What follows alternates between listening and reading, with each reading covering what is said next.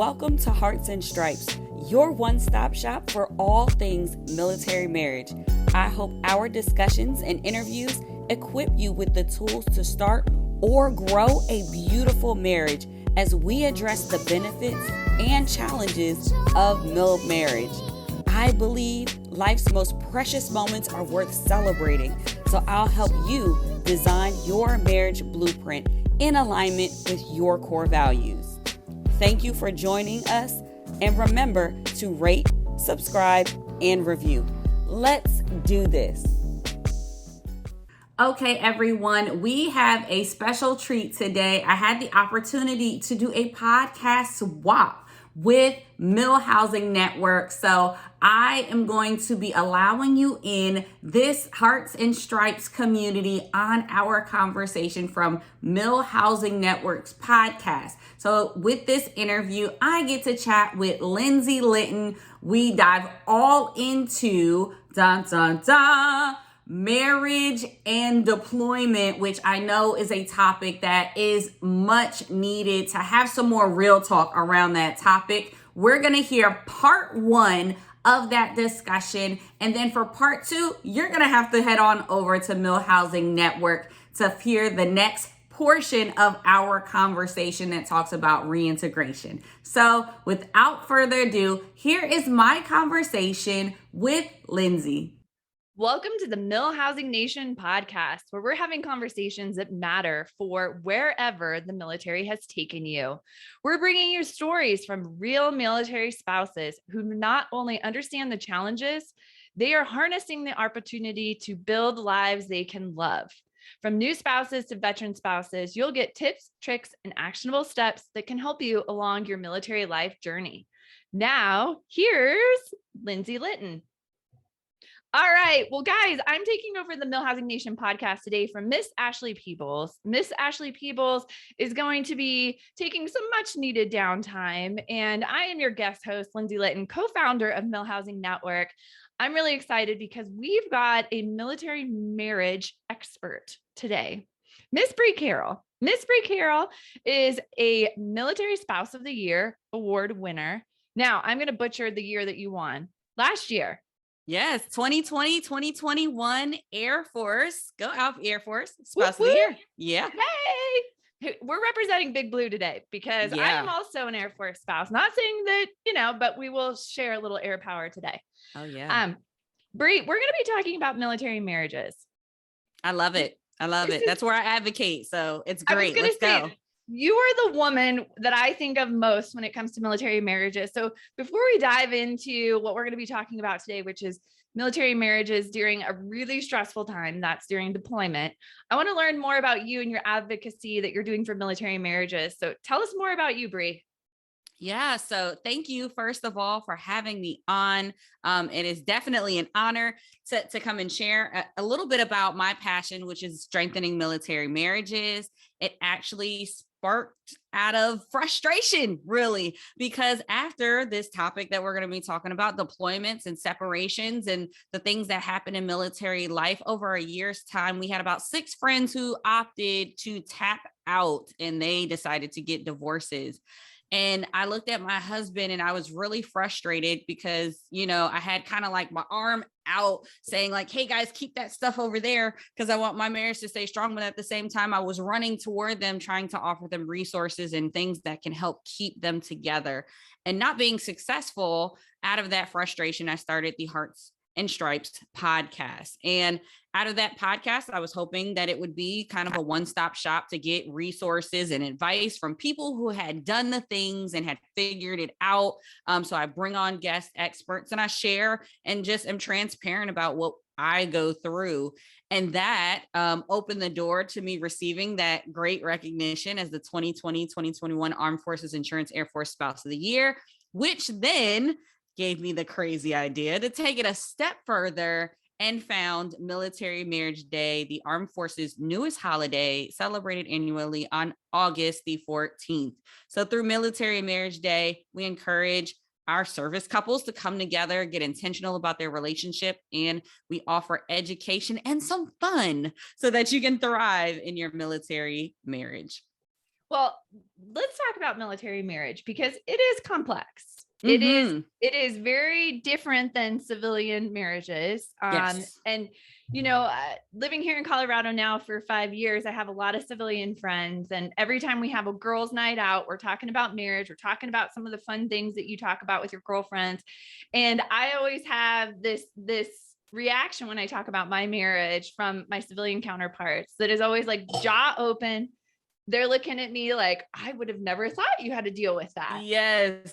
Yes. So, Mm-hmm. so let's talk about that, because what we're talking about today is military marriages during deployment. And I was telling Bree before we started recording, this one's hot and heavy for me. I did a 365 deployment with my spouse that we volunteered for Woo. Yeah. Come on. before COVID. And Mm. so he left November 2019. And so if everyone's listening to this, we all know the timeline, right?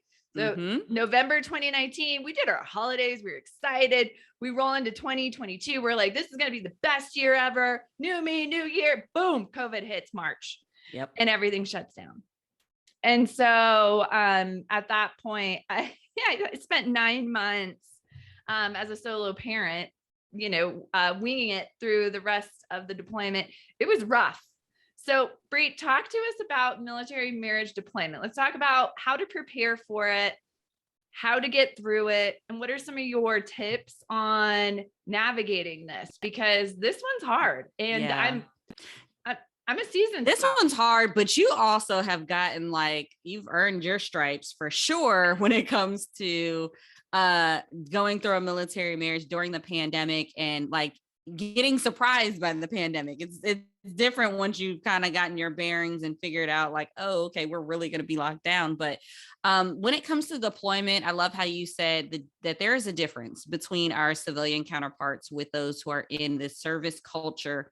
And some of the tips and things that I like to offer for our service couples when it comes to preparing your marriage for deployment is one, my favorite word. It's the word that you hear all the time in marriages when we're talking about advice, and it's communication. But let's dive into not just the lofty, oh yes, you need to communicate. No, let's dive into about having intentional communication about things that matter. And maybe you don't want to hear this, but there's a level of preparedness that you have to go into deployments with. And that's what talking about and communicating about paperwork. We're going to start with paperwork. We're going to talk about power of attorney. We're going to talk through a will. We're going to talk about what you want to do with your finances, because a lot of times during the time frame when your service member is deployed, you don't have the opportunities to ask the questions and have the dialogue. So in our military marriages, we have to be a lot more forward thinking with our communication prior to our service member leaving. So when I talk about communication, those are some really big chunks that I just named that if I'll say it again, your power of attorney, your will, your finances, get those big conversation points hit prior to deployment. That will help save you some frustration. And then on the other side of that coin is communicating about your relationship. How do you want to stay connected during the deployment? What plan of action are you going to figure out together that you're going to say, we are going to read a book together, maybe, or maybe it's, I'm going to send you care packages. I know some spouses are really great at that. I am not. I am not. That's not my ministry. That's not it. But creating a plan, and you have to communicate that plan when it comes to preparing your marriage for deployment. Bree, I want to ask a question. So you mentioned something. You said care packages are not your thing. I think it goes back to your spouse's love language. Yes, and so that's true. I know there is a book. I know there is a book for military families, specifically the military love languages. So maybe even reading that and understanding that prior to the deployment, because it's also about your needs as a spouse, left here, dealing with everything else too. So, it's important for your spouse while they're deployed to understand, what do you need? And while, touch, which is my love language, is not going to be a thing when you're deployed. Words of affirmation or gifts or other things could be, and those could that's worth the conversation. Well, actually, let's dive into that one because I love the 5 Love Language Military Edition. Dr. Gary Chapman authored that, and he does give some good points and options for trying to execute those different love languages even during deployment. But let's go with touch, right? Because that is always the one that people like try to tiptoe around. But like in a deployment, it's like that's hard. One thing that I actually heard from another amazing spouse is that she communicated with her spouse because touch is her love language. During a deployment, she prioritizes going to get a massage. Oh, yep.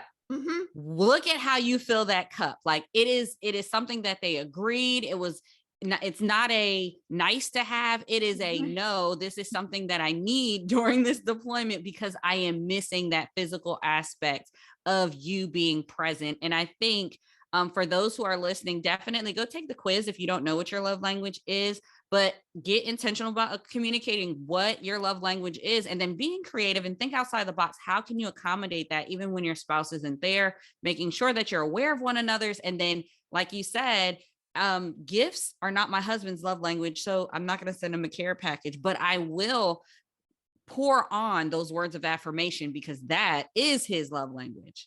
Yeah. Yeah. And I agree. So it's funny that you mentioned the touch. I have a monthly membership and I get a massage once a month, you go. And that started, but when he left, because I knew that was something that was really important to me. And then hugs. Like I even have a friend that I was like, listen, I'm just going to need hugs when I see you because that is my love language. So understanding that and getting those needs met is really important. Otherwise it can feel it can get hard. Let's be honest. Yes. And most of us are dealing with, Air Force. Listen, we don't deploy as long as our Army friends. True. But for we love Army, you guys though. We love you guys. We love you. You are the strongest spouses that we know. Like I have a Marine friend whose spouse does 18-month deployments and he's done, I think close to 8 since they've been married. Wow. And it's just, it's like the strongest people that I know to be married, because it's hard. Mm-hmm. So I love that you brought that up. Okay. So that's pre-deployment, right? Okay. We're ready for the day they're leaving. And I feel like this one's hard. So let's talk about it. Yeah. I tend to just ignore it. It's coming. I don't want to feel it. I start detaching emotionally. And this just unintentionally happens months prior. I start getting a little colder. I don't want to communicate as much because I know it's just going to get harder the day they leave. And for me, the day they leave, it's extremely emotional. So walk us through some of your tips on that. Yeah. So I think there's a couple of tips that I have for that one. When you feel yourself having those moments of like, I'm retracting from you, I'm a little colder, I'm a little more short. I think it's fair for you to say to your spouse, maybe why, like, hey, just to let you know, I don't want to get all emotional on you, but I do feel this way. I'm a little frustrated. Like, I know I said I was okay earlier. I'm not okay right now. And it's okay to not be okay. So I think that's one thing that we all need to give ourselves some grace with, but also one of the frustrating things, I don't know if this is just an Air Force thing, other branches chime in here if you experience this too, but just because you're approaching the day or it's the day that they're supposed to be leaving doesn't mean that that's the day that they will leave. So then sometimes you are dealing with saying like, I'll see you later, day one, and then you're still here, and then you came back home, but I was prepared for you to leave, and now I'm saying see you later again, and I have to go through the emotions again. So kind of mentally preparing for what happens for that. Think through and communicate what your plan is. I had a spouse who I worked with, and she was just like, yeah, when those things happen, he has to stay on base. Like, I've said, see you later. I'm not doing it again. That's their plan. That's how they work it out so that she doesn't have to keep going through unless like something gets turned off and then sure. Right. But if it's like, oh, it's been pushed a day or what have you, she's like, nope, I've mentally prepared. You are gone. Like, she doesn't want to have to keep doing that to herself emotionally. And then the third thing that I would say would be, especially if you have small children, communicate the plan that you have for saying those see you laters in a way that's meaningful for them, and allowing them the space to process it in the way that they are able to. So for example, it may be, mommy or daddy is deploying, but these are the fun things that we're going to do as we count down. So I love to see those countdowns. So all my Pinterest mamas out there who have been rocking those countdowns in creative ways, those are awesome. Getting the like hero teddy bears done, or maybe you have your spouse, like they give the child that article that says, hold on to this until I get back, whatever that looks like for you, creating the space for your child even to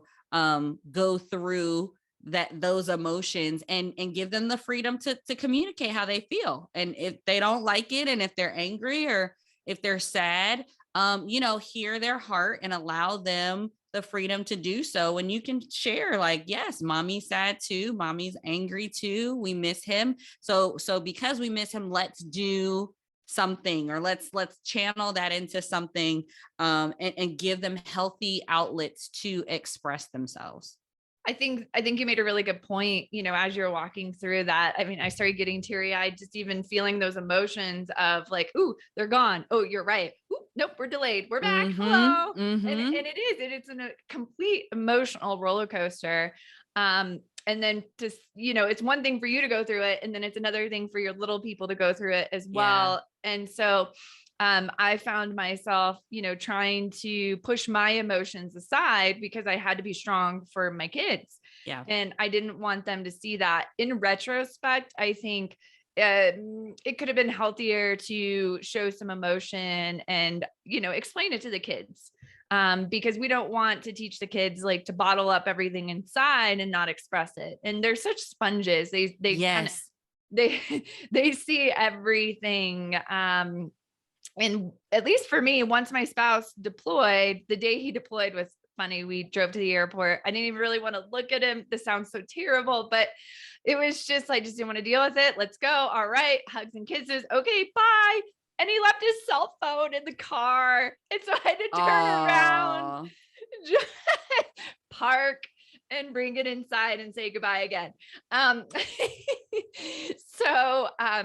It was pretty funny, but I think it's important to give the kids the grieving time. We had hamburgers. I told them they don't have to go to school. We're going to sit at home. We're going to watch movies and eat popcorn and do whatever we want. And we're going to start making some new traditions. What do you guys want to do while daddy's gone? I like that. And we started focusing on like, okay, here's some things that we wanted to do. It was odd because it hit during COVID. So we didn't get to travel and do some of the things that we wanted to do. But I will say that we created some really cool stuff. MilHousing Network movie nights was born out of all of this while my spouse was deployed. And I saw it as a fun way for me, just as a solo parent, to connect with my kids. And it's turned into something that, other people have been able to connect with. So all right. So that's kind of leading up to the deployment. Here we are. Hey, it's getting hard. We're 3 months in. I feel like about the 3-month point, you start getting a groove. Okay. And talk to us about you've formulated your communication. You've stated, you know what I mean? All things are good. And now we're on the downhill slope. They're going to get ready to come home. Talk to us about, kind of preparing for that. Yeah. And let's not forget those moments in that in between where it's like, as soon as you leave, honey, everything breaks. Right. Oh, gosh, so there's that. Exactly. There's those things you've kind of dealt with those, you've mustered through, you've phoned a friend, right? You've done all the things. And now you're preparing for them to come back. And I think there's, especially with the technology that we have today, I do not take it for granted. Hearing the stories of like, yeah, we wrote letters and letters didn't get there until he was already home, or, all types of stuff.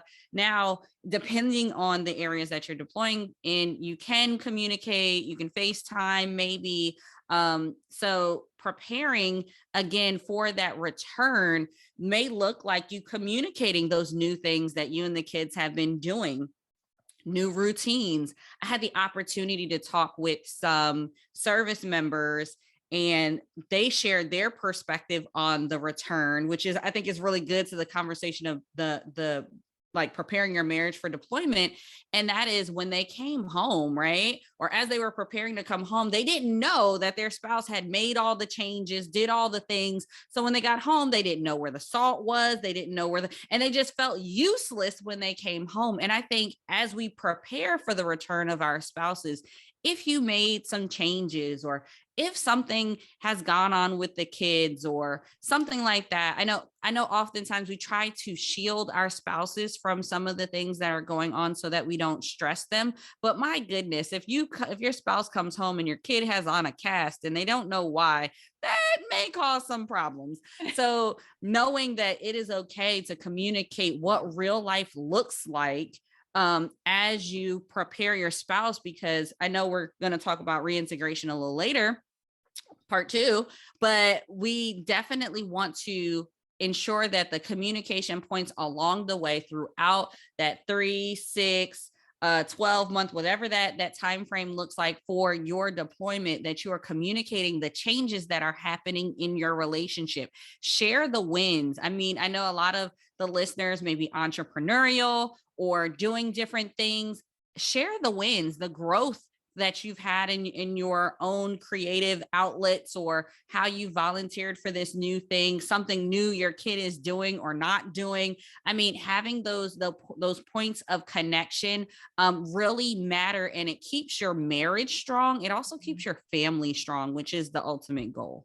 Yeah. And I think you're right. I mean, technology has been such a blessing for our generation. I can't imagine being in the 1950s writing letters and hoping, 9 months later that I'll get a response. And then maybe to some degree there's a blessing in that too. Yeah.